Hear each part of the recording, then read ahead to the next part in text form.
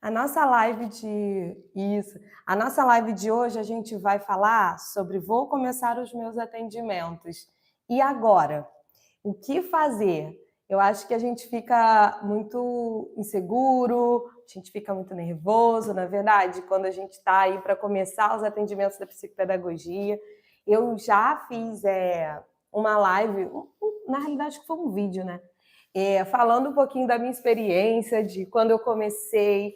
Gente, eu lembro, eu já falei isso várias vezes, né? A minha anamnese durou 2 horas, isso porque a mãe interrompeu, e a mãe falou, então, eu preciso ir, porque eu tenho compromisso.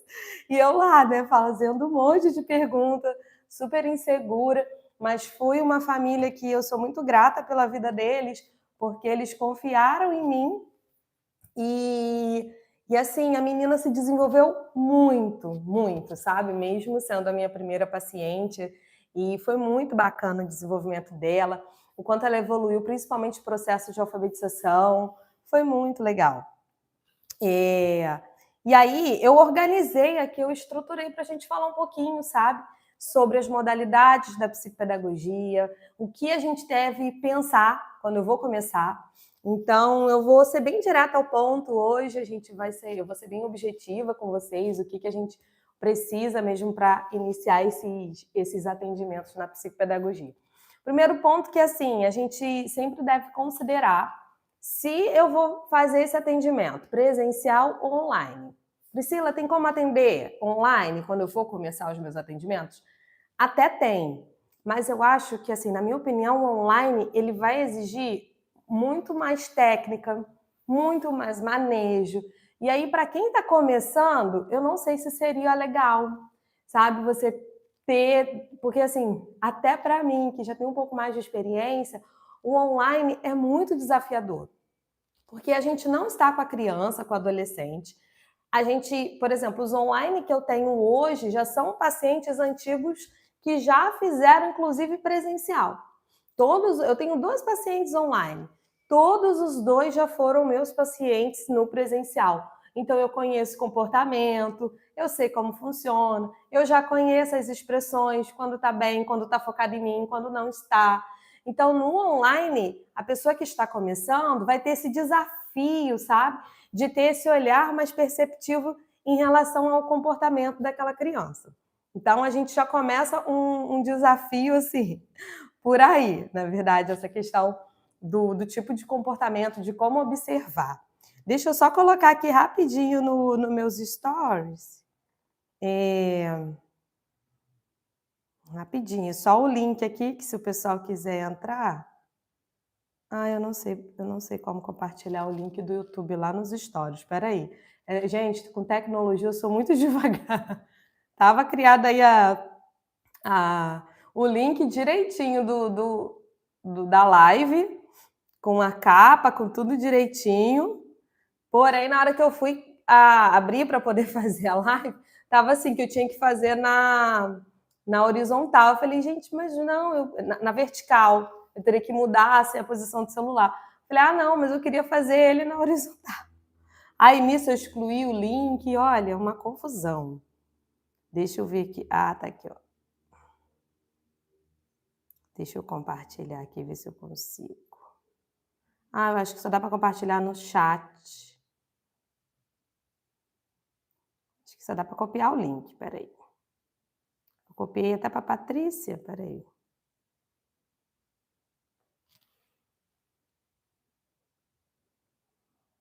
Deixa eu ver rapidinho, gente, só para compartilhar ali para o pessoal, para quem quiser entrar, para a gente continuar conversando. Agora já até sumiu o negócio de copiar link, eu tô te falando. Eu sou muito devagar nisso. Voltou. Deixa eu ver se eu consigo ir lá nos stories.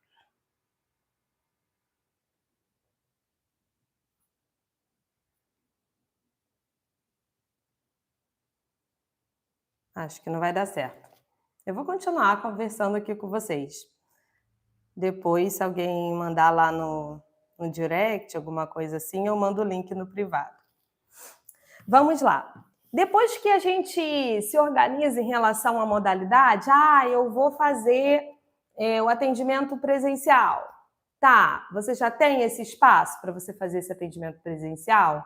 Ou não? Ah, eu tenho um consultório, eu tenho. Ah, não tem, Priscila, posso espalhar um currículo, tentar uma clínica? Gente, a clínica eu sempre falo que ela é um ótimo começo, porque ali na clínica a gente sempre consegue ter essa troca, sabe? Com outras pessoas, isso é muito bacana. Com outros profissionais, e a gente aprende muito na clínica, tá? Eu falo que hoje eu sei ler, por exemplo, um exame de processamento auditivo, porque eu tive a oportunidade de trabalhar lá na clínica, e lá na clínica tinha uma ótima profissional que fazia exame de processamento. Eu sei olhar uma avaliação neuropsicológica, porque eu fazia muita troca com a minha colega que era neuropsicóloga. Então, assim, a clínica ela traz experiências para a gente muito relevantes. Mas o atender no consultório, no seu próprio espaço, não significa que você não vai ter também esse suporte de equipe multi. Eu aqui no consultório sou sozinha, atendo sozinha, optei por não ter equipe multi. Aqui no meu espaço, até por conta de flexibilidade de horário, né? Para eu ter essa flexibilidade até por conta dos cursos que eu dou e tudo mais. Então, quando tem alguém aqui, acaba restringindo o meu horário aqui no consultório. Essa foi a opção também.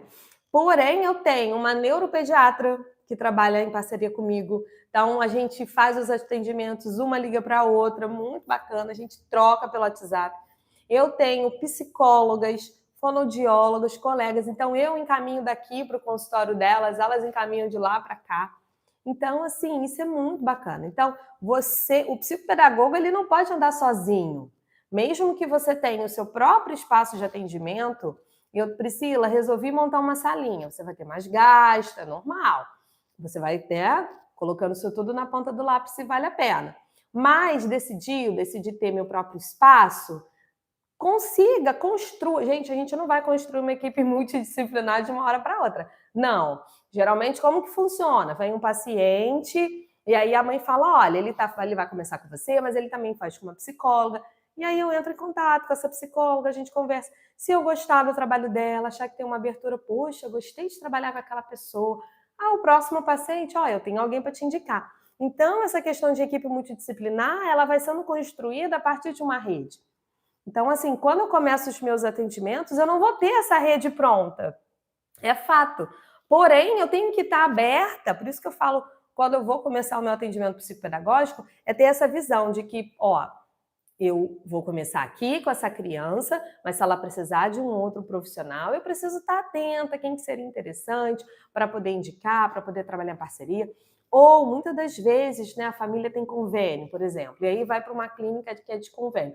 Eu falo com a família, olha, vai, vê o profissional, vê se você gosta. Se gostar, fique à vontade, passa meu contato, que eu vou conversar com essa pessoa, a gente vai fazer essa troca, tá bom? Então, pensando assim em questão de equipe multidisciplinar, é muito importante que a gente tenha esse olhar e abranger isso. Não preciso trabalhar sozinha, não vou trabalhar sozinha, enfim. Depois que a gente pensa nas modalidades, presencial ou online, e aí eu penso, peraí, vou estruturar, vou trabalhar numa clínica, vou trabalhar num consultório, vou trabalhar sozinha ou não, a gente precisa ter uma linha teórica. Eu falo muito isso, né, gente, da linha teórica, porque precisa respaldar o nosso trabalho cientificamente.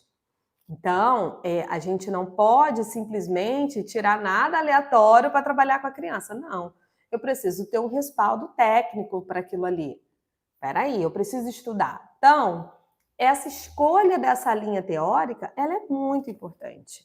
A gente precisa ter isso.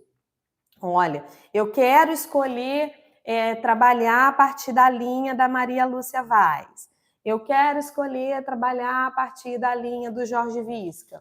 Ah, eu acho que é interessante trabalhar a partir da Alicia Fernandes. Até as meninas sabem, né? No meu curso eu sempre falo muito isso. Ó, eu vou mostrar para vocês os pós, os contras, o que é legal, o que não é, das linhas teóricas, mas que você possa escolher uma linha, na verdade, escolha uma linha, estabeleça essa linha para você ter ali esse critério. Olha, eu não estou trabalhando de forma aleatória, eu sou profissional o suficiente, eu sou responsável o suficiente E para isso eu tenho uma linha. E isso, gente, isso vai criar, isso respalda e cria segurança no seu atendimento. Até para quando você conversar com a família. Eu falo muito isso com as famílias. Eu falo, olha, aqui eu tenho uma linha teórica que eu sigo. Assim como a psicologia, tem psicólogos que são terapia cognitiva comportamental, tem psicólogos que são gestalt terapia, outros vão pela linha da psicanálise. Na verdade, nós psicopedagogos, a gente também precisa ter esse respaldo, tá bom? Vamos lá. Deixa eu ver aqui mais o que eu coloquei. Agora vamos falar um pouquinho sobre os instrumentos. Eu só não estou conseguindo ver os... Deixa eu ver aqui onde eu vejo. Eu estou tentando abrir o YouTube aqui pelo meu celular, tá? Pelo outro celular, mas não estou conseguindo porque eu queria ver se tinha... Se precisar colocar comentário, às vezes eu não consigo ver. Deixa eu entrar aqui pelo computador. Vamos falar um pouquinho sobre instrumentos, o que comprar? Gente, uma dica de ouro para vocês. Não saiam comprando tudo. Eu vou falar para vocês, eu tenho coisas que eu nem uso aqui no consultório. Aqui no consultório. Alguns eu até já fui me desfazendo, outros eu levei para casa para o meu filho brincar. Tem coisas que às vezes a gente sai comprando de forma excessiva. O que eu fiz? Assim, eu fui comprando aos poucos, à medida do que eu ia precisando, principalmente jogos, não é verdade? Alguns instrumentos a gente acaba comprando para testar, e aí teste não dá certo, beleza. Mas tem outros que a gente compra porque é bonitinho. Não, gente, a gente precisa ir construindo isso à medida dos pacientes que a gente vai recebendo, da queixa que tem. Por exemplo, ontem eu fui ao shopping com meu filho, ontem à noite, e aí eu tava lá no shopping, a gente foi comprar um presentinho, que hoje tinha aniversário da priminha dele, tem aniversário da priminha dele, e aí eu falei assim com ele, eu falei, filho, vamos ali que eu vou ver a sessão dos jogos, que eu adoro dentro da loja, lá tem uma loja no shopping que tem uma sessão de jogos, assim. E aí tinha um jogo super legal de estratégia. Aí eu olhei, eu falei, nossa, envolve raciocínio lógico, envolve estratégia. Falei, gente, eu acho que esse aqui cabe para os meus pacientes com deficiência intelectual, porque vai estruturar o pensamento, vai levar para uma lógica maior e tudo mais. É isso aí, esse aqui é legal. Aí esses dias eu tinha ido com ele também, e ele adora ir no shopping, né, para comprar brinquedo. Aí esses dias eu tinha ido com ele também, tinha um outro, assim, é até aquela casinha que tá lá atrás, ó, vocês estão vendo a casinha, tá distante, mas dá para ver. E é uma casinha que você coloca os palitinhos e tem que deixar os bichinhos cair. Bom dia, Daiane. Bom dia. E aí eu olhei, eu falei assim, gente, que bacana eu pegar aquela casinha ali, comprar aquela casinha e fazer uma atividade de coordenação motora. Ah, legal. E esse daqui, qual paciente meu que tem defasagem na parte motora? Dá para trabalhar com fulano, com ciclano e tal, tal, tal. Então, assim, não saem comprando tudo, porque às vezes a gente gasta muito dinheiro comprando jogos. E eu lembro que quando eu comecei, eu quis comprar isso, eu quis comprar aquilo. Eu nem tinha paciente, nem sabia a demanda do meu paciente. É claro que eu falo que psicopedagogo, geralmente o psicopedagogo ele é o quê? Ele é pedagogo, alguém que já trabalhou na educação, a maioria. Existem psicopedagogos que estão, né, fazendo a graduação em psicopedagogia agora também. Eu já tive uma cursista que ela era do RH e queria ingressar na psicopedagogia. Porém, ela tinha até uma sobrinha que era sobrinha, tinha uma vizinha que era autista, ela começou a atender assim para poder ir treinando, conversou com a vizinha. Poxa, eu posso fazer uns atendimentos com a sua filha? Eu não vou cobrar, é porque eu queria treinar. E a vizinha, pode tal. E aí, só que é claro, né, gente, ela não fazia nada aleatório, ela era minha cursista, eu dava o suporte para ela. Aí eu falava até com ela, eu falava, Ju, vou te encaminhar alguns materiais para você trabalhar com ela. E eu ia auxiliando ela ali pelo WhatsApp e tudo mais. Ela também, na época, pediu um suporte para o estágio e tal, e ela acabou estagiando com essa menininha e eu dava esse suporte para ela. E assim, gente, foi sensacional. E aí a Ju também fez esse esquema, sabe, de ir comprando aos poucos, mesmo que ela não tenha aquela vivência lá da escola. Mas quem tem vivência da escola, o psicopedagogo, ele costuma ser muito criativo, gente. Eu falo que eu sou uma criatividade para criar instrumentos. Então, quando a gente fala de instrumentos, o que eu preciso ter para eu começar na psicopedagogia? Eu preciso pensar em que demanda que eu tenho hoje. É claro, Priscila, eu vou receber um paciente sem ter nada lá no consultório. Como assim? Não, não é isso. Quando você for comprar os seus instrumentos, pense em instrumentos versáteis, tá? Sabe aquele instrumento que dá para você adaptar para vários tipos de atividades? Quer ver um ótimo instrumento para você ter? São aqueles jogos mais tradicionais, que aí dá para você avaliar. Por exemplo, se eu tenho um pega... Eu já até falei de um vídeo aqui que eu falei do pega-varetas, né? Pega-varetas, eu consigo avaliar, até avaliar mesmo a parte com os pequenininhos, ver a parte motora, com possibilidade de quadro de TDAH, ver a questão da impulsividade. Ou senão, vamos fazer a contagem das varetas com os pequenininhos. Com os maiores, já consigo avaliar se ele sabe multiplicar, se ele sabe dividir. Então, pensar nesses tipos de instrumentos. Outros também que envolvam ali a capacidade atencional. Geralmente vem queixa atencional, não é verdade? E aqui no consultório, nos outros, quando eu comecei, eu sempre tive também alguns jogos mais formais ali para alfabetização, que é um público que a gente costuma receber. Então, sempre um joguinho, alfabeto móvel é importante você ter, números, massinha, sabe? Isso tudo é importante a gente ter. Lápis de cor, canetinha, instrumentos versáteis, tinta, pincel, que dê para a gente utilizar, e aí aos poucos você vai agregando e comprando outros instrumentos. Agora, a minha dica é, não saia comprando tudo de uma vez só, porque eu vou te falar, ficam coisas que a gente nem utiliza depois, e deixa eu pensar em algum aqui que eu quase não usei, para dar uma dica assim para vocês. Hoje eu acho que a maioria eu uso muito.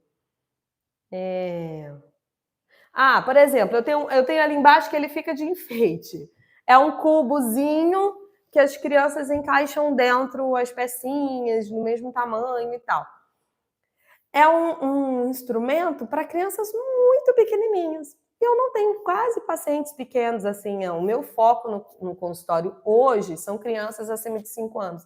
Na realidade, assim, a psicopedagogia, a gente acaba recebendo muitas crianças a partir de 5 anos, porque é quando há uma sinalização da escola para a questão da aprendizagem, né? Dessa dificuldade na aprendizagem. Enfim.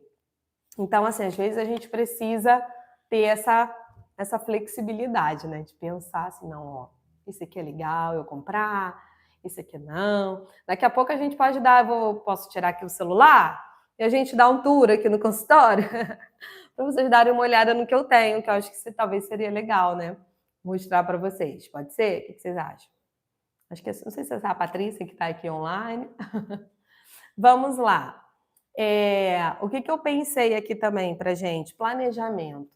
Todo psicopedagogo precisa ser planejado, né? Ter esse planejamento. Se o psicopedagogo já foi professor, vai ser tranquilo para ele. Não é verdade? Porque professor vive de planejamento. E se não é professor, esse psicopedagogo precisa começar a estruturar mais isso. Então, eu me planejo, o que eu vou trabalhar, não chegue de forma aleatória. Hoje eu tenho maior flexibilidade para isso. Por quê? Eu tenho um consultório fixo, que só eu utilizo. Então, eu tenho os meus armários, onde eu deixo as fichas dos meus pacientes organizados. Eu fiz um formulário também, onde tem avanços e dificuldades em cada paciente. Então, tudo que ele avançou, eu coloco. Tudo que ele tem dificuldade, eu coloco. E a partir da dificuldade, eu já olho, vou trabalhar isso aqui, ó. Que esse material é bacana para trabalhar essa dificuldade. Então, que a gente também pense nisso, sabe? Nessa questão das dificuldades e dos avanços dos pacientes para pensar nesse instrumento. E isso vai exigir o quê? Planejamento do psicopedagogo. Então, psicopedagogo se planeje. Priscila, se eu vou começar os meus atendimentos, aí vamos lá, vamos recapitular tudo que eu já falei, né? Falei das modalidades, Falei de você pensar se você vai começar seus atendimentos numa clínica ou se você vai começar no consultório. Falei de você pensar nessas linhas teóricas, estudar essas linhas teóricas, estabelecer uma que você mais cria ali afinidade. Já conversamos sobre os instrumentos, o que comprar, o que não comprar, não é verdade? Sobre se planejar. E agora a gente vai falar um pouquinho sobre formulários. Quando a gente começa o atendimento psicopedagógico, a gente...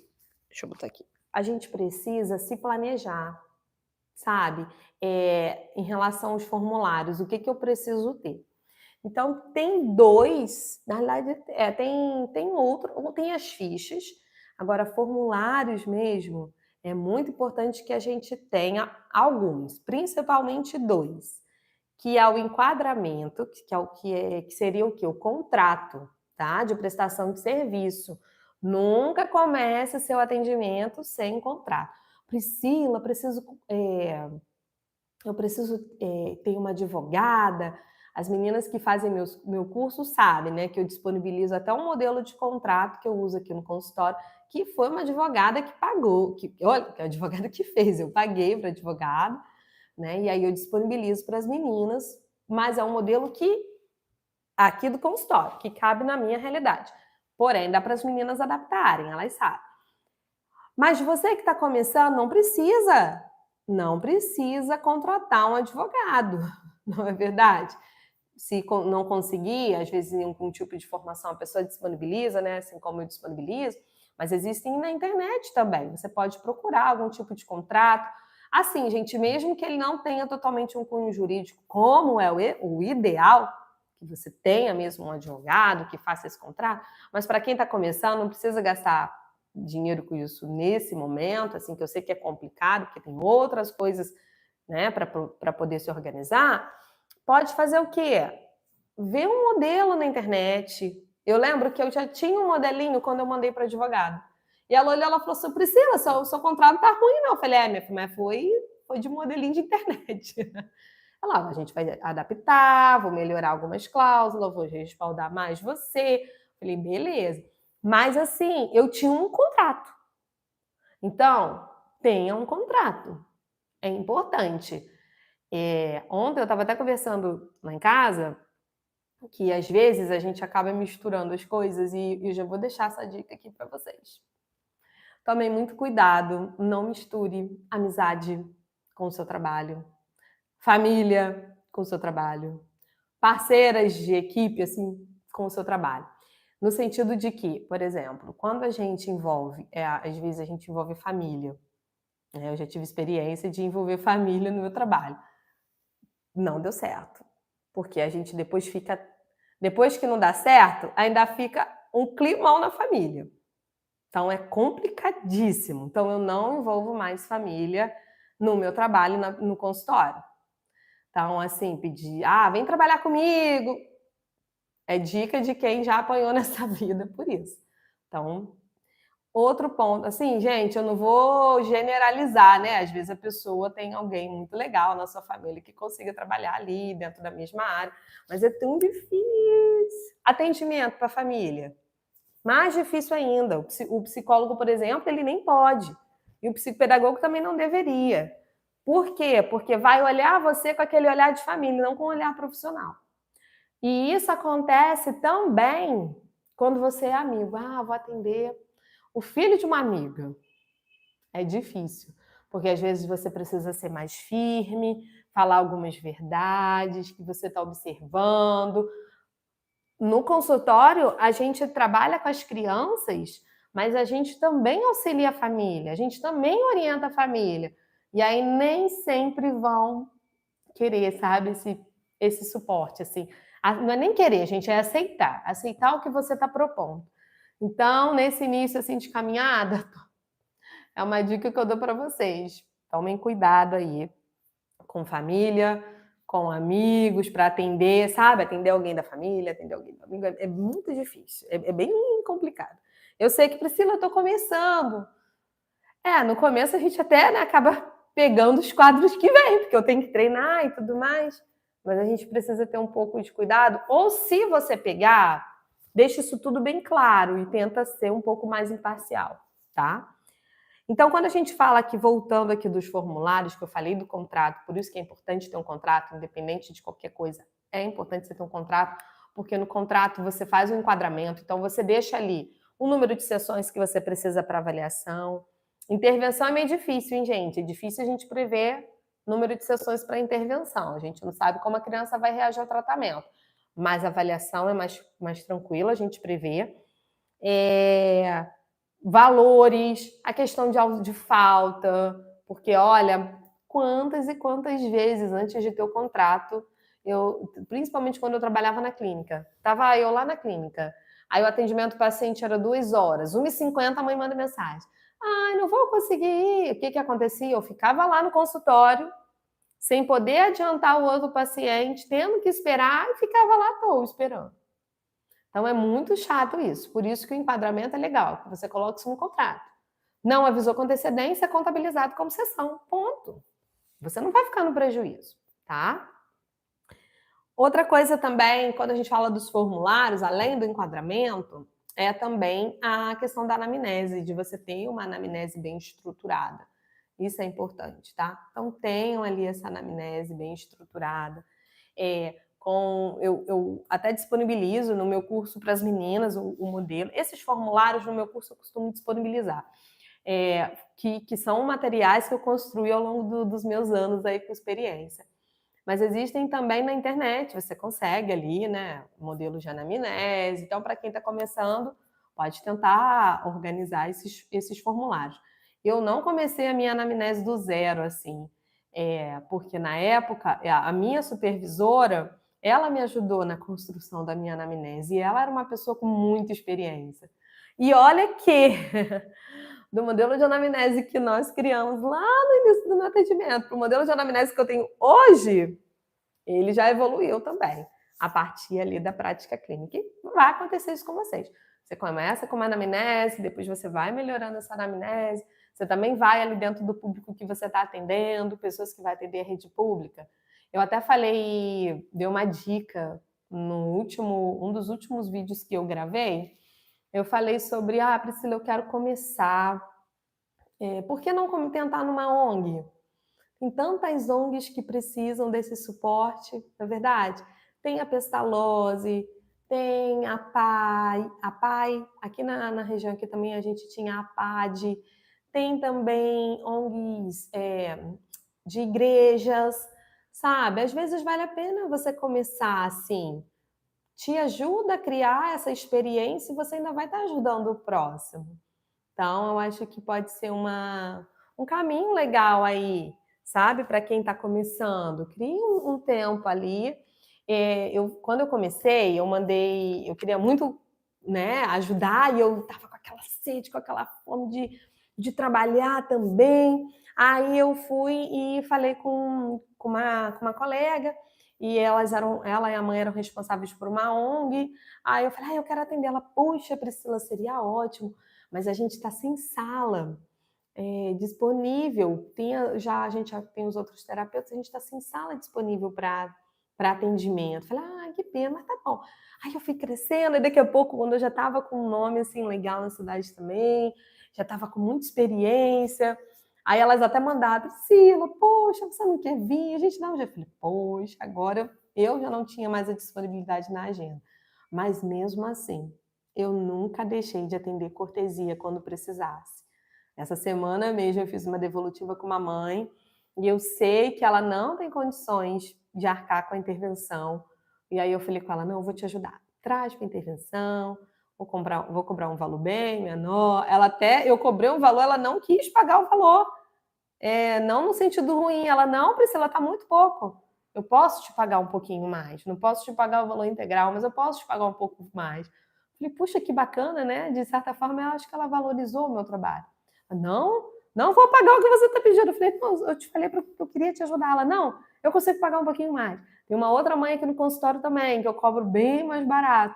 Aí ela, não, esse mês eu consigo te dar um pouquinho mais. Então, assim, não paga um valor cheio, paga um valor mais simbólico, que eu também acho que os pais precisam ter um pouco dessa responsabilidade, né? Mas eu já atendi também 100% gratuito. Já atendi também. Eu falo que eu já atendi 3 por 1, que era uma mãe que tinha 3 filhos, eu atendi os 3 e ela pagava um pacote. Então, assim, que eu sempre tive esse coração aberto para ajudar as pessoas. E Deus sempre abençoou a minha vida por isso também, eu tenho certeza, tá? Então, uma dica para vocês é ir por esse caminho. Deixa eu ver aqui mais, o que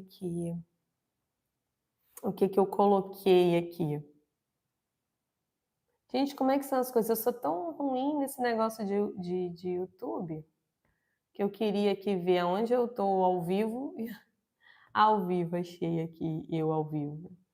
Eu queria clicar para ver aqui os comentários. Ah, entrou aqui, ó. Deixa eu só tirar o som. Agora foi. Que aqui eu consigo ver melhor as mensagens, alguma nesse sentido. Vamos lá. Falamos da anamnese, falamos do enquadramento. E aí, quando a gente começa esse atendimento psicopedagógico também, a gente precisa sempre ter esse coração aberto, como eu falei para vocês, para as parcerias também, essa mente, coração é mente mesmo. E também com a escola, e ter esse olhar de que o psicopedagogo ele não é um fiscalizador da escola, ele é um parceiro da escola. Então, o papel do psicopedagogo não é chegar lá para ver como a escola está trabalhando com o seu paciente. Não, não é isso. O papel do psicopedagogo é, peraí, tá legal? O que eu posso te ajudar lá no consultório? Eu sempre falo isso quando eu visito. Eu queria saber como está meu paciente, até para melhorar o plano de intervenção com ele, até para ter um olhar durante a avaliação, gente. A gente precisa ir à escola principalmente durante a avaliação. Porque aonde é que geralmente se dá a queixa do paciente? Geralmente essa queixa se dá na escola, não é verdade? Então a gente tem que ir na escola, sim, para poder ter esse olhar do que está acontecendo. Quantas e quantas vezes eu já fui na escola com o olhar do que a família trazia. Aí eu chegava na escola e eu via que tinha muita coisa que não estava legal. Então, vou dar um exemplo. A mãe vinha para o consultório, meu filho está com dificuldade, não está conseguindo ser alfabetizado, poxa, eu não estou vendo uma abertura tão legal na escola, e eu acho que o problema é na escola, e tudo mais. Aí eu chegava na escola para conversar, então, eu queria saber como que é. Então, Priscila, é um paciente que falta muito. É um paciente que 3 vezes na semana a mãe vem buscar mais cedo, porque sempre tem outra coisa para fazer. Ou se não, Priscila, é um paciente que não faz um dever de casa. É um paciente que não estuda para a prova. Então, assim, eu olhava, opa, como assim? Então, tem ali a fala da família, mas também tem o olhar da escola em relação àquilo ali. E a gente sabe que muitas das vezes, Gente, isso é uma coisa natural do ser humano. O ser humano, ele gosta de se defender. É difícil eles falarem que tá errado. Algumas mães, eu tive uma mãe muito sincera, sabe? Que ela olhava e falava assim, Priscila, o negócio é o seguinte. Esse menino, ela falou assim, ele era já pré-adolescente, esse menino dá muito trabalho em casa. Ele não gosta de fazer o dever. E aí é uma guerra. Eu largo sem fazer. Então, assim, até a autoridade de mãe, sabe? Isso tudo. Eu olhava, meu Deus, que difícil. Então, entra ali o papel do psicopedagogo também, de orientar, de estar na escola. Então, quando a gente está conversando hoje, né, o que fazer, eu vou começar os meus atendimentos, e o que fazer. E é exatamente isso, o que fazer, o que eu preciso. Você também precisa, durante os seus atendimentos, nesse início, ter esse contato com a escola. E, na realidade, contato com a escola não se dá só no início não, né, gente? Contato com a escola se dá enquanto você acompanhar o seu paciente. E, às vezes, a gente pede relatório, né? E aí, vou fazer um relatório, vou pedir um relatório para a escola, que vai ser mais fácil, que não sei o quê. Na realidade, assim, eu acho que o relatório ele acaba ficando muito engessado e a escola não coloca tudo, porque quem vai pegar o relatório na escola para poder te dar? Não é? Quem pega esse relatório é a família. Então, a família pega esse relatório e leva para você. não é verdade? Então, a família tem acesso. Quando você conversa direto com a escola, às vezes a escola te passa situações que a família não te passou e a escola fica confortável porque ali existe uma ética, tá? Inclusive, eu pulei isso, gente. É importante que o psicopedagogo, nesse início, leia também o código de ética do psicopedagogo, tá? Foi um código de ética desenvolvido pela Associação de Psicopedagogia. Ele tá ali no site mesmo da ABPP, é fácil, de fácil acesso. Leia. Inclusive, ele prevê, gente, supervisão no início dos atendimentos, tá? É importante que vocês tenham alguém ali para auxiliar vocês nesse início de atendimento. Pode ser um curso de formação continuada onde você tenha contato. Eu sempre falo isso muito com as meninas, né? As minhas cursistas falam, vocês estão precisando de alguma coisa? Vocês sabem que vocês podem... Oi, gente, desculpa. Vocês sabem que vocês podem contar comigo. Sempre falo com elas também. Então, vai começar? Vamos lá. Tá precisando de algum suporte? Tá com dúvida de alguma coisa? É importante que vocês tenham alguém, assim, para ajudar vocês. Às vezes, fui trabalhar numa clínica e tem outra psicopedagoga que é coordenadora. Ou, às vezes, a clínica tem uma coordenação, né, para poder orientar o seu trabalho. É muito importante que vocês tenham alguém ali do seu lado para te ajudar nesses momentos. A gente sabe que a gente não sai pronto, não é? Da pós-graduação, assim. É difícil. Você fala assim, quem saiu pronto da pós-graduação, prontinho para atender? Eu acho que ninguém. Eu fiz a psicopedagogia presencial e eu falo que eu senti muita falta da estrutura dela quando eu fiz a neuropsicopedagogia. Nossa, foi muito diferente, assim. A estrutura da psicopedagogia que eu fiz foi sensacional. A gente tinha estudos de caso, teve um estágio obrigatório, teve o TCC obrigatório. Tem gente que morre de medo de TCC, né? Meu Deus, eu preciso fazer um TCC. Uma dica, às vezes você pode aproveitar o seu TCC para sua prática clínica. Sabia disso? Eu vou contar para vocês. Eu fiz o meu TCC, eu peguei um grupo, na época eu trabalhava como coordenadora, e eu, na realidade era orientadora educacional, de crianças que ficavam sendo reprovadas na escola. Então a gente tinha como se fosse uma EJA diurna, era um programa de correção de fluxo. E aí eu peguei um grupo dessa correção de fluxo, peguei esse grupo, eram crianças do 6º ano, e peguei um grupo do 6º ano regular. Então, dentro dessa escola, ela tinha um 6º ano só de correção de fluxo, crianças em atraso, e ela tinha um 6º ano das crianças que estavam ali na idade e tudo mais. E aí eu fiz um trabalho com eles, vendo quais defasagens que eles tinham a nível de escrita, principalmente de apropriação do sistema ortográfico de escrita. E aí fiz esse trabalho embasando ali, fazendo um embasamento e paralelo a uma pesquisa que o Jaime Zorzi fez em escolas de São Paulo.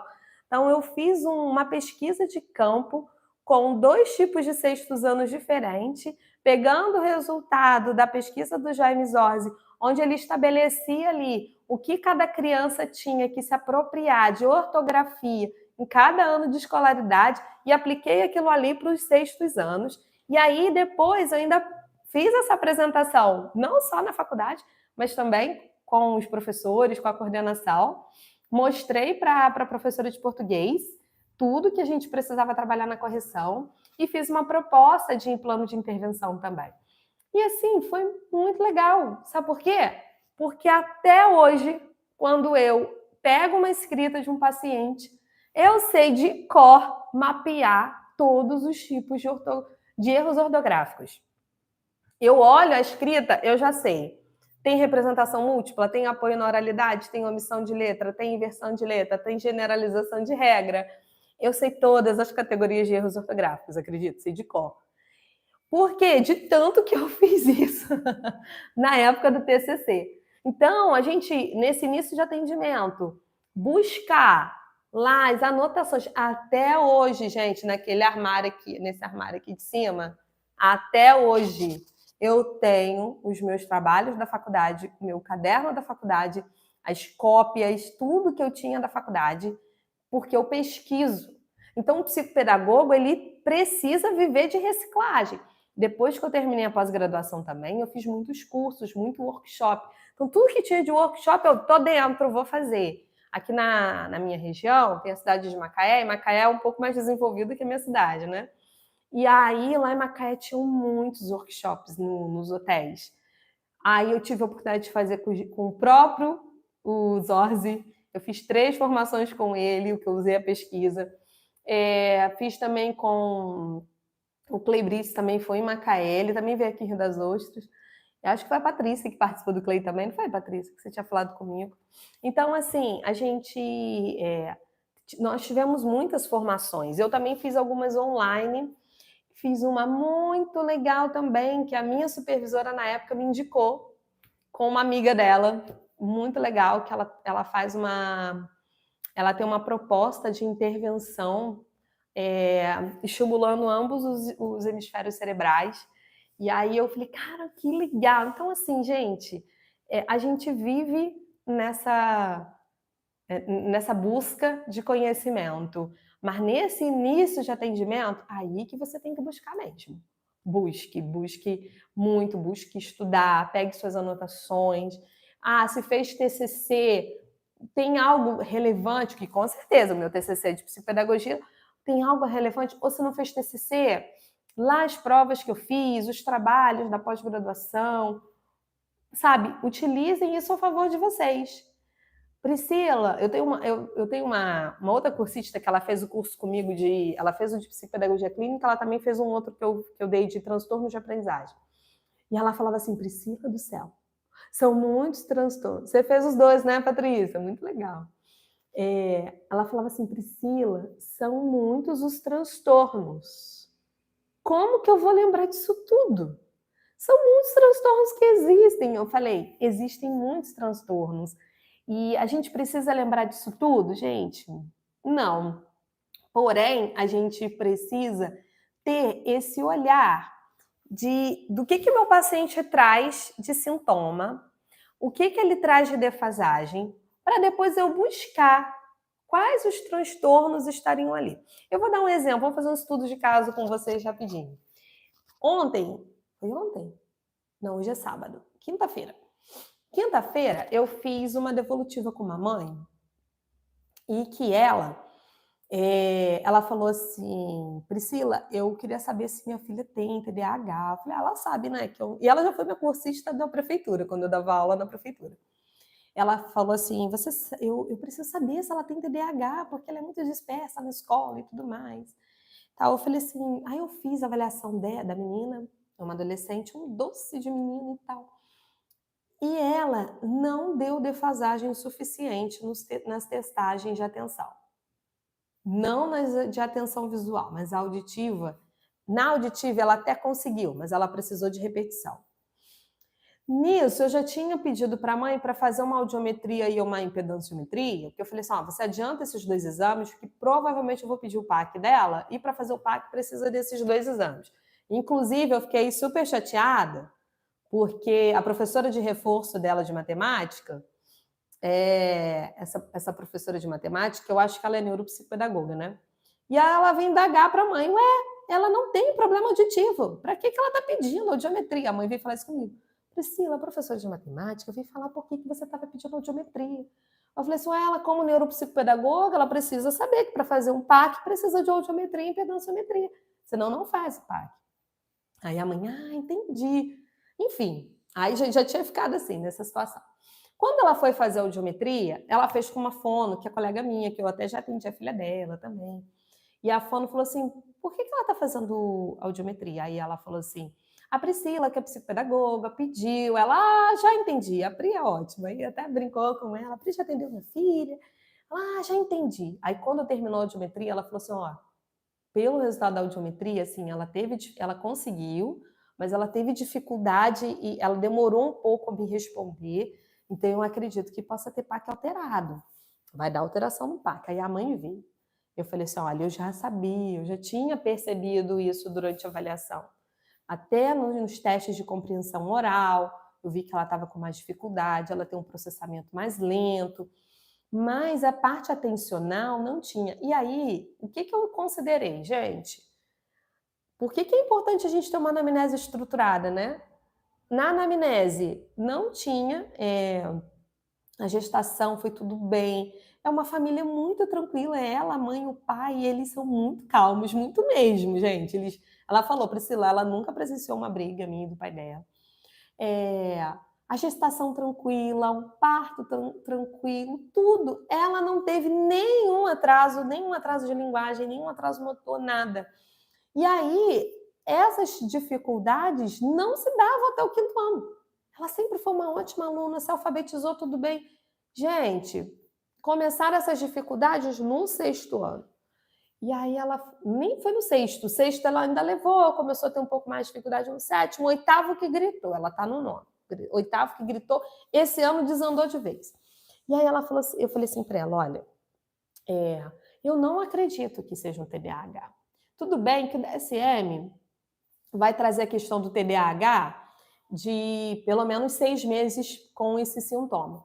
Porém, o TDAH ele é genético, né, gente? Ele é hereditário, ou aconteceu alguma situação e tal, não tem ninguém na família também.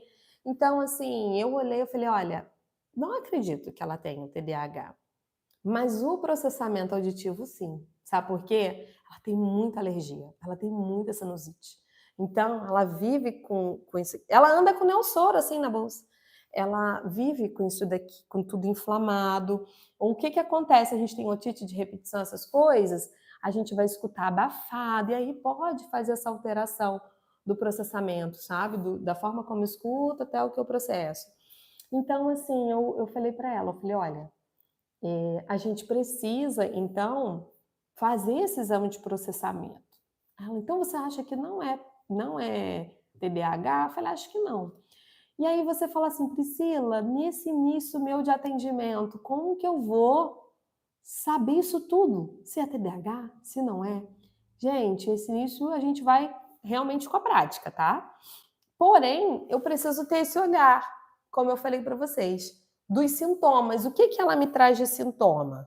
Aí eu olho os sintomas do TDAH, ela se encaixa? Não. Eu olho um sintoma de dislexia, ela se encaixa? Não. Ela tem dificuldade de matemática, mas ela também não se enquadra dentro dos critérios da descalculia.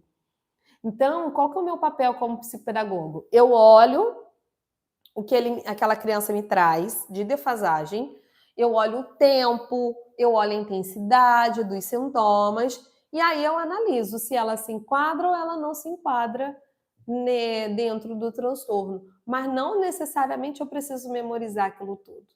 Claro, gente, eu preciso ter um DSM em casa, eu preciso estudar, eu preciso ter um CID, eu preciso estudar, não é verdade? Hoje eu sei os CIDs de cabeça, né? Qual o CID do TDAH? F90. A gente vai sabendo, mas não sabia isso antes. Então a gente vai, com o tempo, buscando esse tipo de conhecimento e memorizando também. Mas eu preciso, assim, de início, ficar atenta ao sintoma, à intensidade desse sintoma, o que meu paciente tem, para ver se enquadra ali nos critérios do DSM. Deu para entender, gente?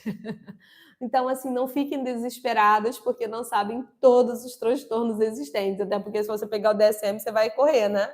De tanta coisa que existe, mas é a nossa percepção. E uma coisa que eu ficava desesperada na supervisão, que uma vez eu olhei para a minha supervisora e falei assim, o nome dela era Cristina, eu falei, Cristina, e se eu não chegar? E se eu não chegar num denominador comum final? O que acontece? Já, Cristina, se eu não conseguir identificar o que aquela criança tem, como que eu vou fazer? Ela falou assim, quem disse que você tem que identificar? Aí eu, como ela? Quem disse, Priscila, que você tem que chegar no diagnóstico final? O psicopedagogo não precisa chegar no diagnóstico final. Não? Não, o psicopedagogo precisa ser perceptivo e saber se cabe a ele ou se se a situação é para encaminhar, se o quadro é para encaminhar para alguém. A gente precisa ter essa parceria, ter outras pessoas junto com a gente para ajudar nesse diagnóstico. O psicopedagogo chega em lugar nenhum sozinho, não. Aí eu, tá. E eu apavorada, né? Você termina a pós-graduação, você vai. E assim, quando eu busquei a supervisão da Cristina, eu já ia começar a atender. Eu me formei, e aí no ano seguinte eu já comecei a atender. E aí eu fiquei desesperada, eu falei: "Eu não sei o que fazer, Cristina". Aí a Cristina falava assim comigo: "Olha", a Cristina, ela foi minha professora da faculdade, e ela foi minha supervisora também, ela falava assim comigo: "Priscila, eu vejo muito o meu perfil em você. Eu era exatamente assim quando eu era mais nova, com esse gás. Eu vou te ajudar por isso, porque eu sei que você é empenhada, eu vejo que você se esforça, que você corre atrás, e é por isso que eu vou te ajudar.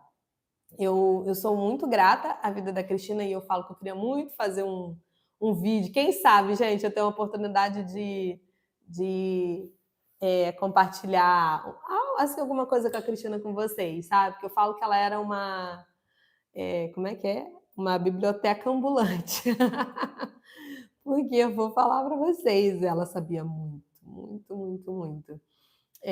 Outra também que eu deixo dica aqui para vocês, assistirem vídeos dela, lerem materiais dela, é a Nádia Bossa, tá? Ela é sensacional. Então, outra dica para você, psicopedagogo iniciante, não saia fazendo curso aleatório com quem você não conhece, não tem referência. Não saia estudando aleatoriamente livros de pessoas que você não tem embasamento, porque às vezes eles podem falar coisas erradas e aí a gente aprende de forma errada. Então, busquem. Uma dica também quem fala muito para psicopedagogo é fonoaudiólogo, sabia? Então, fonoaudiólogo de aprendizagem, eles falam muito para psicopedagogos. Por exemplo, o Jaime Zorzi, ele é fonoaudiólogo, professor da Unicamp, mas ele fala muito sobre aprendizagem, sobre leitura e escrita. Simone Capellini também. Capovilla também. Então, eles são fonoaudiólogos que trazem ali essa vivência também de aprendizagem. Enfim, tem vários profissionais, mas tenham sempre esse cuidado. Deixa eu pesquisar. Esses dias, uma colega falou assim comigo: Priscila, você vai para o congresso de. Era congresso? Lá em Cordeiro, de dislexia? Aí eu, congresso? Não estou sabendo. Aí eu, mas que interessante, quem é? Aí ela foi falando o nome. Gente, eu não conhecia ninguém. Eu falei, mas não conheço ninguém desses. Ela, não, que não sei o que. Eu falei, depois você me manda o link para eu olhar, para eu ver quem é. Então, assim, até para formação, sabe? A gente precisa ter esse cuidado. Quem é que está falando? Eu vou aprender? É significativo? Não é? Tá bom? Então, que vocês possam ter esse cuidado também de quem vocês escutam, cuidado. Gente, quando eu estava começando, lá em 2016, eu olhei e falei assim, gente, não tinha muita coisa no YouTube, né? Aí uma vez tinha uns vídeos assim de uma moça ensinando a aplicar provas operatórias no vídeo. Aí, ai, que interessante. Deixa eu ver, né? Porque a Cristina tinha me falado assim, mas eu lembro que provas operatórias foi um pouco rasa. Ela conseguiu me ajudar, mas não foi. A gente teve um encontro meio rápido para provas operatórias. Aí eu olhei, eu falei, legal, deixa eu ver, né? Tem que aprender mais sobre prova. Gente, a moça falava errado no vídeo. Eu, como assim, gente? Eu apavorada, né? Eu, opa, será que eu acho que isso aqui não é muito legal para eu assistir? E assim, não tinham vídeos não sabe, de pessoas que tinham experiência, de compartilhar a sua prática. Vocês sabem que todos os vídeos que eu faço, as meninas que fazem curso comigo, elas sabem, eu sempre trago esse respaldo teórico para vocês. Eu aprendi, a Cristina falava isso muito isso comigo. Olha, cuidado com quem você escuta, cuidado com o que você lê. Então, assim, eu aprendi a partir de técnicos, pessoas técnicas, profissionais, sabe? Então, assim, cuidado também vocês, tenham sempre esse. E eu falo isso porque eu sempre busco trazer informações para vocês com respaldo. Vocês podem ter certeza. Tudo que eu falo, nada eu falo de forma aleatória do que eu acho. É claro, com a nossa experiência a gente vai aprendendo muita coisa, mas a gente também precisa ter esse cuidado. Gente, vocês querem dar uma olhada em alguns materiais que eu acho que pode ser legal quem sabe no começo, assim, ter alguma coisa? Quem quer? Se quiser, eu posso dar um tour aqui no consultório com vocês. Pode ser? Para a gente poder encerrar? Quem tá aí, gente? Eu tô vendo algumas pessoas online, assim, mas aqui não dá para ver o nome, só dá para ver a quantidade. Espera aí.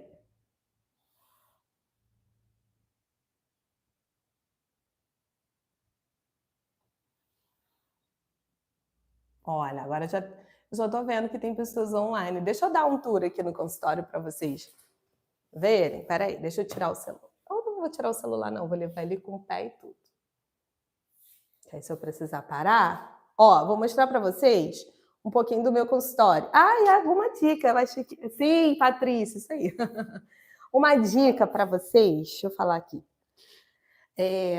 Quando vocês forem pensar em montar um consultório, estruturar esse consultório para vocês, assim, tenham esse cuidado de evitar muito estímulo. Eu falo até por experiência. No meu outro consultório, gente, eu tinha muita coisa exposta, muitos estímulos. Ele era totalmente colorido. Eu tive um pouco de dificuldade ali nesse consultório por conta de avaliação. Então, eu precisei dividir ele e tudo mais. Então, quando a gente pensou nesse consultório, eu vou mostrar aqui para vocês. Aqui, ó. Ele é assim, ó. Ele é com uma cor bem suave, tá vendo? Aqui, ó, tá bagunçada aqui a mesa, gente, porque eu tô fazendo atendimento. Mas, na realidade, essa minha cadeira que eu boto aqui, ela fica aqui, né? E a cadeira das crianças aqui. Eu tenho uma televisão aqui, porque às vezes eu trabalho com estímulo auditivo, estímulo visual com as crianças, com a TV também, por conta do curso, né? Então, eu tenho esse espaço ali.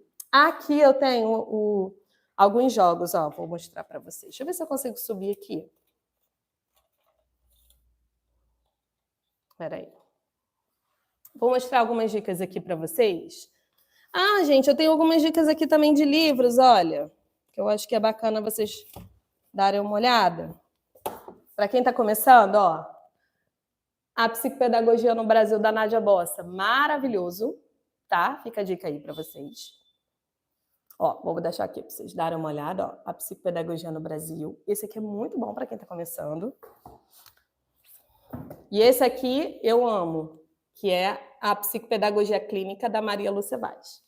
Esse também é muito legal, tá? Tem um outro também da Cibaia Sampaio que ela traz alguns modelinhos. Então, olha, vamos pensar em alguns materiais versáteis, que acho que talvez seja bacana você que está começando, você ter no seu consultório. Torre de Hanoi, ele é ótimo porque ele trabalha flexibilidade cognitiva, capacidade atencional, raciocínio. Então, dá para você usar para avaliação e também na intervenção. Dá para usar em ambos, tá? Torre de Hanoi. Oi, Torre de Londres. Falei errado, que horror. Essa aqui é a Torre de Hanoi, que também dá para você usar na avaliação e na intervenção. Então, assim, são jogos que é bacana você ter, que aí você consegue ter um material mais versátil para você e você consegue tanto avaliar aquela criança quanto intervir também, tá? Deixa eu ver mais o que aqui. De jogos. Ah, lembra que eu falei que às vezes eu tenho alguns joguinhos de alfabetização? Então, tipo esse aqui, ó. É tipo um joguinho de soletrando. Alguns de alfabetização é legal vocês também terem. Esse aqui é um alfabeto silábico, mas é legal você também ter as letras móveis, né? Livros de história, gente. Eu tenho a coleção da Ana Maria Machado aqui na minha janelinha, olha. São 20 livros e eu sempre indico a coleção da Ana Maria Machado. Porque com a coleção a gente consegue trabalhar com as crianças essa parte também de processo de alfabetização de uma forma bem dinâmica. Então, fica a dica para vocês. Deixa eu ver aqui... Deixa eu ver o que mais. Jogo de tabuleiro, existem alguns que são... Gente, aqui tem muito jogo, você não tem noção. Mas, quer ver? Um que é legal, que eu gosto muito de trabalhar com as crianças, é o stop. O stop é tipo uma dedanha, né? Então, dá para você também trabalhar com os maiores. Então, é legal você, às vezes, ter um jogo para trabalhar com os pequenos e com os maiores, tá?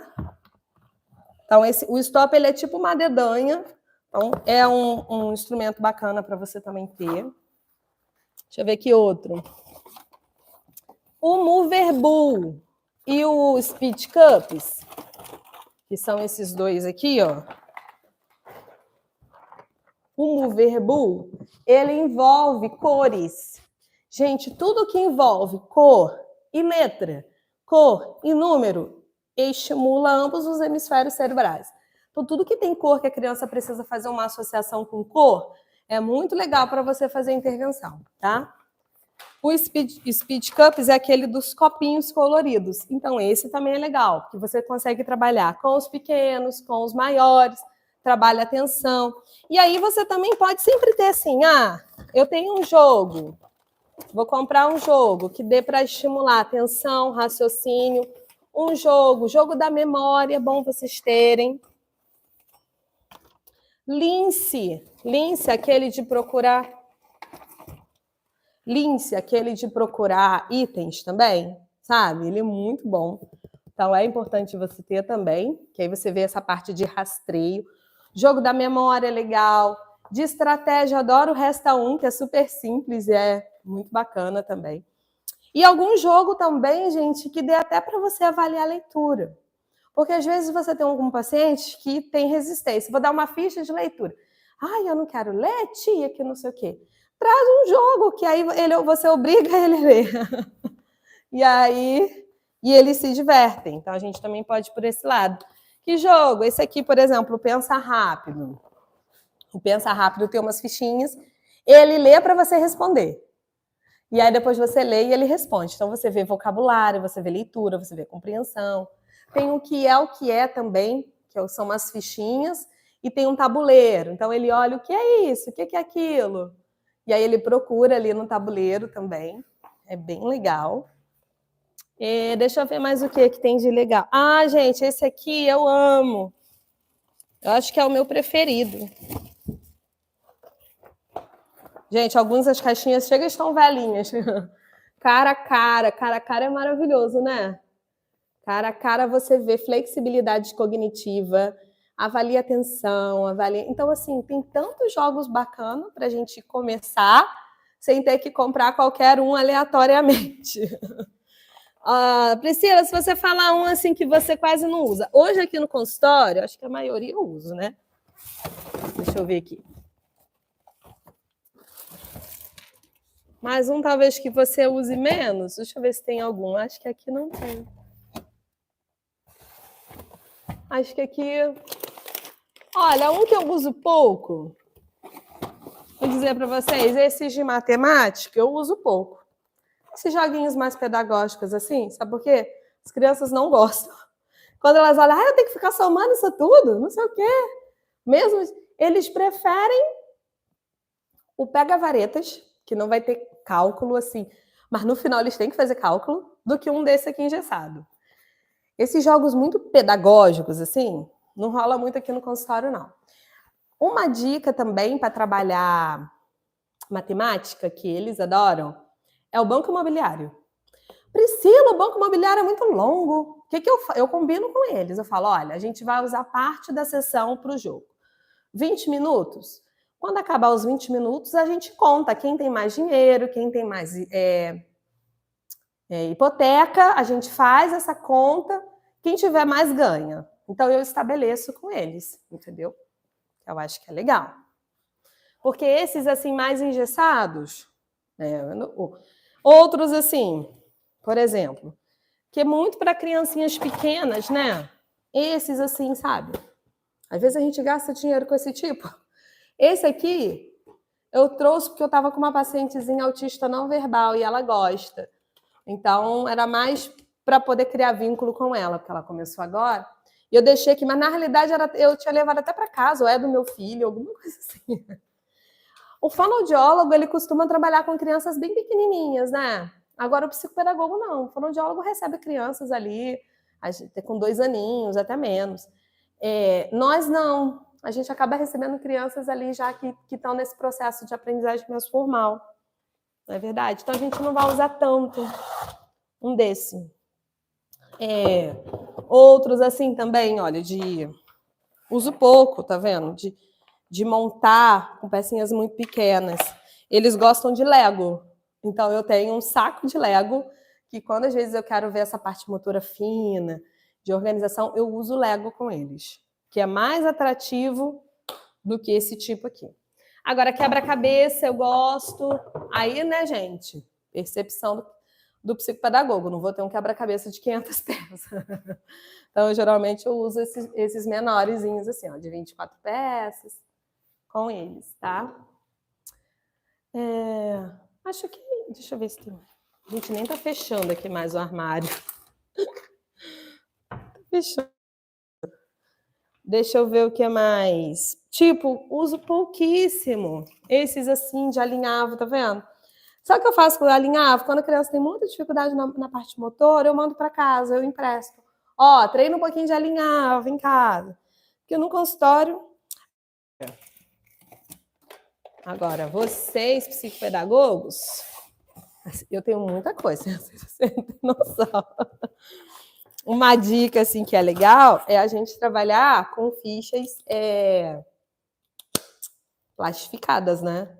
Então, tem uma plastificadora, eu tenho. A plastificadora é ótima. E uma dica de site é a Psicossol. Ela tem muito material bacana lá no site da Psicossol. Tá? Então, assim, aqui eu tenho essa caixa aqui, ó, só de jogos plastificados, tá vendo? Por isso que eu falo que eu tenho muito recurso no consultório. Então, eu consigo flexibilizar de acordo com as demandas dos meus pacientes. Mas eu não tinha todo esse recurso quando eu comecei. Quando eu comecei, eu não tinha nem armário. Eu tinha uma mala, que eu deixava as coisas em casa, colocava na mala o que eu ia usar e levava a mala para a clínica. Depois eu consegui botar um armáriozinho lá na clínica e dividia com a minha colega fono, entendeu? E por aí ia. Provas operatórias, acho que eu já falei, já mostrei para vocês, né? Que eu tinha feito a minha primeira prova operatória. Agora hoje em dia eu tenho a maleta, né? Mas antes eu fiz GVA, fiz emborrachado. Então, assim, dá para vocês terem. Agora, eu acho que é isso, gente. Aqui na recepção, olha, uma coisa que eu dou de dica, assim, para trabalhar com os pequenos é culinária, né? Eles adoram culinária. Então, aqui no consultório, olha, eu tenho essa parte aqui, ó, que é uma copinha, tá vendo? Então, a gente tem a pia. Deixa eu tirar aqui o celular, que vai ser melhor para mostrar para vocês. Ó, eu tenho aqui embaixo um frigobar. Então, a gente trabalha muito com culinária, né? E aqui no consultório, aqui eu tenho onde os pais aguardam, né? Tem aqui um negocinho de arte para eles, tá vendo? Aqui tem, né, para os pais aguardarem, tem cafezinho. Eu sempre deixo os meus certificados. Acho que isso é tão importante, né? Os pais terem essa vivência, essa segurança. Não, peraí, ó, lá tem certificado e tudo mais, tá? Aqui os pais aguardam, né? A parte da recepção. E é isso, gente. Eu acho que esse consultório aqui, ele é uma conquista. Eu falo que é um presente de Deus, mas a gente não precisa começar assim. Na verdade, a gente pode começar a ir devagar, com o que a gente tem. Comecei assim, com o que eu tinha, com poucos recursos, enfim. Tá, pessoal? É isso. Deixa eu botar aqui no outro... Eita, só tá caindo. Eu também tenho, assim, aqui no consultório, assim, além dos formulários, né, tem os formulários também de avanço das crianças. Eu tenho uns bloquinhos assim também, que quando a gente precisa anotar alguma coisa mais rápido para os pais. É interessante, tá? Vocês fazerem uma logo, né? Uma logomarca. Hoje em dia a gente quase não usa cartão, mas é bom você também ter um cartãozinho, que quando você vai à escola, você deixa o seu cartão com a escola para divulgar o seu trabalho. É legal também ter uma rede social ativa. A gente estava até conversando esses dias, né? Que teve uma seguidora que estava começando a psicopedagogia, a gente foi conversar um pouquinho. Aí depois, quando eu olhei o Instagram dela, meu esposo que até olhou, que ele que faz essa parte de mídia, né? Por isso que eu sou devagar, gente, que ele que, que cuida dessa parte. E aí, o que tinha acontecido? O Instagram dela fechado, privado. Então é legal você dividir também, né? Ter uma conta profissional, ter uma conta pessoal, compartilhar ali seu trabalho, porque hoje em dia os pais buscam na internet. Não tem jeito, tá? E é isso.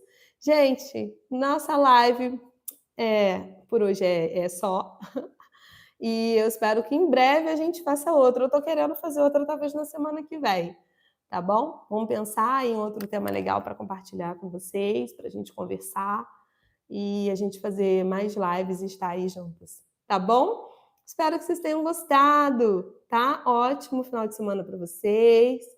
Ótimo sábado, restante de sábado, domingo. Obrigada por estarem aqui comigo, tá bom? Quem ficou aí até o finalzinho da live. Vocês querem perguntar alguma coisa? Tem alguma dúvida? Querem aproveitar esse tempo aí para alguma coisa? Eu posso responder. Tem alguém aí que queira falar alguma coisa? Só tem que botar no comentário, porque eu não consigo visualizar nem. A gente aqui no YouTube, a gente vê quem tá. Tipo, tem 4 pessoas ao vivo, mas eu não consigo ver quem são. Então, se tiver alguma dúvida, bota um oi aqui, alguma pergunta aqui no chat que eu respondo. Tá bom? Ou senão a gente vai encerrar e a gente se vê na semana que vem. Deixa eu esperar aqui um pouquinho para ver se alguém vai falar alguma coisa. Tudo certo, meninas, então?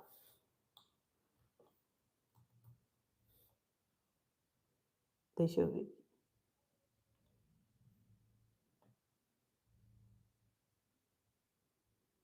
Acho que tá tudo certo, né?